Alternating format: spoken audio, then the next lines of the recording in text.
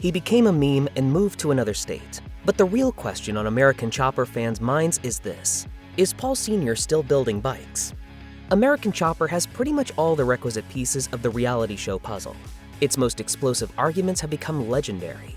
At the very least, you've probably seen the famous chair-throwing incident that led to a viral meme from a Season 6 episode where Paul Sr. fires Paul Jr. after a characteristically unfiltered argument. My brother threw a chair. Oh boy, he was angry.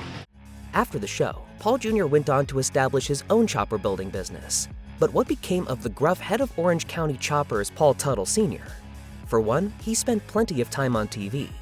The original run of American Chopper ended in 2010, and the same year saw the premiere of American Chopper Sr. vs. Jr., which chronicled the business battles between Paul Sr.'s OCC and Paul Jr.'s competing custom motorcycle company, Paul Jr. Designs.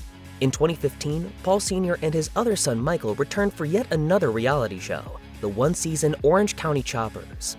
Combine these shows with a two-season revival of the original series from 2018 to 2019, and reality TV has certainly kept Paul Sr. busy over the years.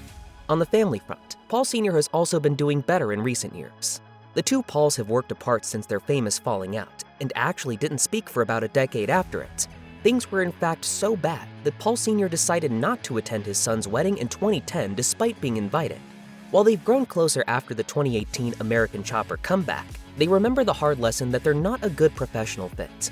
Paul Sr. told People magazine in 2019, "Working together was the downfall of our relationship, and I'm not willing to give that up again." Paul Sr.'s family life might be in a better shape than it was during the original American Chopper series, but other aspects of his personal life have been far more tumultuous. The fallout between him and Paul Jr. wasn't simply because the latter owned a part of Orange County Choppers. Their broken professional relationship was actually a potential risk to the show itself. In 2009, Paul Sr. attempted to force Paul Jr. to sell his 20% claim to the business. An appeals court ultimately sided with Paul Jr. in a ruling that ensured he wouldn't be forced to sell his shares.